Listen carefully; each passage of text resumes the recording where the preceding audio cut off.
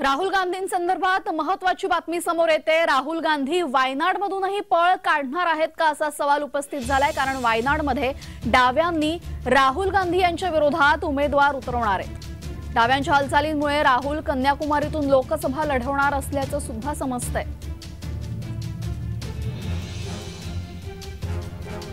राहुल गांधी यांच्या संदर्भात महत्त्वाची बातमी समोर येते। राहुल गांधी यांचा पूर्वीपासूनचा मतदारसंघ होता अमेठी, मात्र 2019च्या लोकसभा निवडणुकांमध्ये त्यांनी अमेठी आणि त्याचसोबत वायनाड या दोन्ही ठिकाणाहून उमेदवारी घेतली आणि दोन्ही ठिकाणाहून निवडणूक लढवली। अर्थात अमेठीमधून त्यांचा पराभव झाला आणि अमेठीमध्ये झालेला पराभव हा त्यांच्यासाठी मोठा मानला होता, मात्र वायनाडमधून ते विजयी ठरले। अमेठीमध्ये मागच्या वेळी स्मृती इराणी या जिंकून आल्या होत्या आणि आता त्यांना वायनाडमधूनही पळ काढावा लागणार आहे का असा सवाल उपस्थित होतोय, कारण की वायनाडमध्ये डाव्यांनी त्यांचा उमेदवार उतरवण्याची तयारी सुरू केली आहे। डाव्यांच्या या हालचालींमुळे राहुल कन्याकुमारीतून लोकसभा लढवणार आहेत का असा सवाल या निमित्ताने उपस्थित झालाय।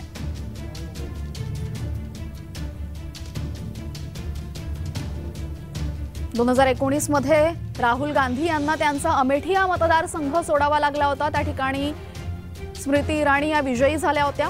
त्यानंतर ते वायनाडमधून लढले, वायनाडमध्ये ते विजयी झाले, मात्र आता पुन्हा त्यांना वायनाड सुद्धा सोडावं लागणार असल्याची चिन्ह इथं दिसतायत। राहुल गांधी यांनी गेल्या वर्षी भारत जोडो यात्रा सुरू केली, यावेळेस दक्षिणेतून त्यांनी भारत जोडो यात्रा सुरू केली, मात्र याचा फारसा प्रभाव अजूनही दिसत नाहीये। राहुल गांधी यांच्या भारत जोडो यात्रेनंतर सुद्धा आपण बघतोय डाव्यांनी त्यांच्या विरोधात उमेदवार उतरवण्याची तयारी सुरू केली आहे।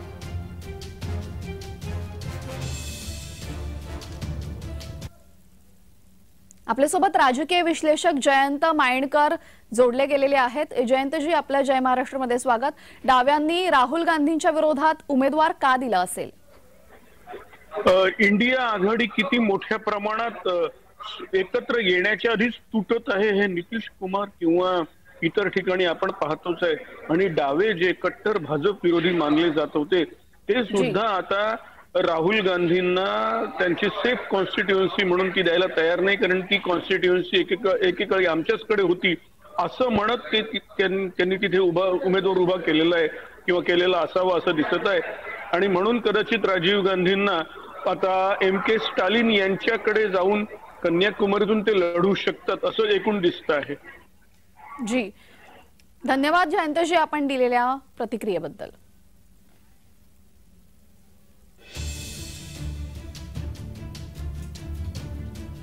डाव्यांच्या हालचालींमुळे राहुल आता कन्याकुमारीतून लोकसभा लढणार का असा सवाल या निमित्ताने उपस्थित झालाय।